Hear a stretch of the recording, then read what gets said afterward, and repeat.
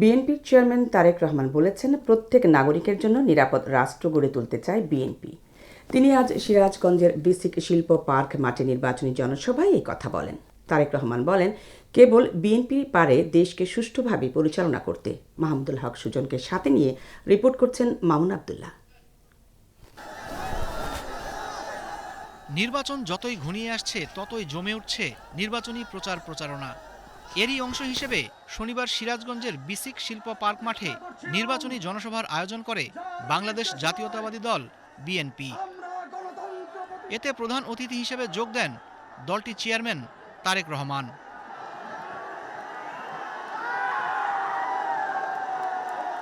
বক্তব্যে BNP chairman Sirajganj ও পাবনার মানুষের ভাগ্য উন্নয়নে তার পরিকল্পনার কথা তুলে ধরেন।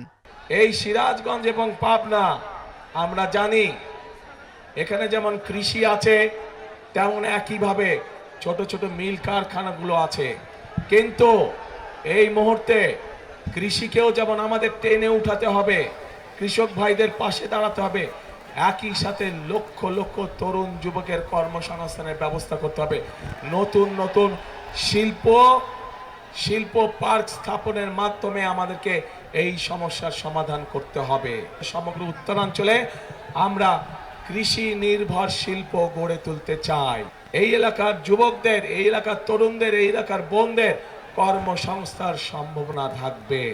এই এলাকার মানুষ তাঁত শিল্পের সাথে বহু মানুষ এখানে জড়িত, কিন্তু এই তাঁত শিল্পের সম্পর্কে যদি আমরা পরিকল্পনা গ্রহণ করতে পারি, তাহলে এই তাঁত শিল্প উৎপাদিত পণ্য আমরা ইনশাআল্লাহ সারা বিশ্বে ছড়িয়ে দিতে সক্ষম।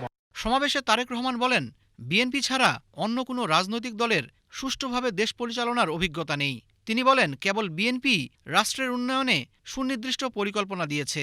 বাংলাদেশের মানুষ এখন জানতে চায়, বাংলাদেশের মানুষ এখন দেখতে চায় যে কোন রাজনৈতিক দল কি পরিকল্পনা গ্রহণ করবে দেশ এবং জনগণের জন্য, যাতে জনগণ এবং দেশ আগামীতে সামনের দিকে এগিয়ে যেতে পারে।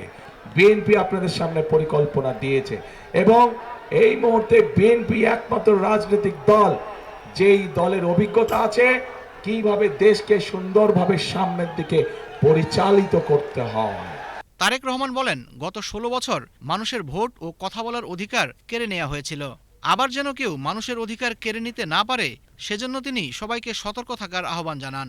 আজকে যদি এই 20 কোটি মানুষকে একসঙ্গে নিয়ে বাংলাদেশকে সামনের দিকে এগিয়ে যেতে হয়, তাহলে সকলকে আমাদেরকে ঐক্যবদ্ধ থাকতে হবে, আমাদেরকে সতর্ক থাকতে হবে, যেন কোনো ষড়যন্ত্র করে কেউ আবার আপনাদের এই ভোটের অধিকারকে কেড়ে নিয়ে যেতে না পারে। আমাদেরকে সতর্ক থাকতে হবে। গত 16 বছর ধরে আমাদের যে সকল ভাই বোনেরা নিজের জীবন উৎসর্গ করে দিয়েছে এই দেশের মানুষের অধিকার প্রতিষ্ঠিত করার জন্য, সেই অধিকারকে আবার যেন ষড়যন্ত্র করে কেউ স্তব্ধ করে দিতে না পারে, ছিনিয়ে নিয়ে নিতে না পারে। তিনি বলেন, বিএনপি এমন একটি রাষ্ট্র গড়ে তুলতে চায় যেখানে প্রত্যেক নাগরিক নিরাপদে বসবাস করতে পারবে, যেই বাংলাদেশে প্রত্যেকটি মানুষ নিরাপদে চলাচল করতে পারবে, যেই বাংলাদেশে প্রত্যেকটি নারী পুরুষ নিরাপদে বসবাস করতে পারবে, যেই বাংলাদেশে প্রত্যেকটি মানুষ নিরাপদে রাতে ঘরে ঘুমোতে পারবে। আমরা সেই রকম একটি বাংলাদেশকে গড়ে তুলতে চাই, কিন্তু সেই রকম বাংলাদেশকে যদি গড়ে তুলতে হয়, অবশ্যই বাংলাদেশের মানুষের জোরালো সমর্থন প্রয়োজন এবং আমরা দৃঢ়ভাবে বিশ্বাস করি এই সমর্থন প্রতিবারের মতন এবারও ইনশাআল্লাহ বাংলাদেশের মানুষ ধানের শীষের পক্ষে রায় দিবে। পরে বিএনপি চেয়ারম্যান তারেক রহমান সিরাজগঞ্জ ও পাবনার বিভিন্ন আসনের দলীয় প্রার্থীদের ভোটারদের কাছে পরিচয় করিয়ে দেন। এদেরই আগামী দিন দায়িত্ব হবে, আপনারা তাদেরকে ভোট দিয়ে জিতিয়ে নিয়ে আসলে। Mamun Abdullah, BTV news, Sirajganj. উন্নয়ন সবকিছু দেখভাল করা।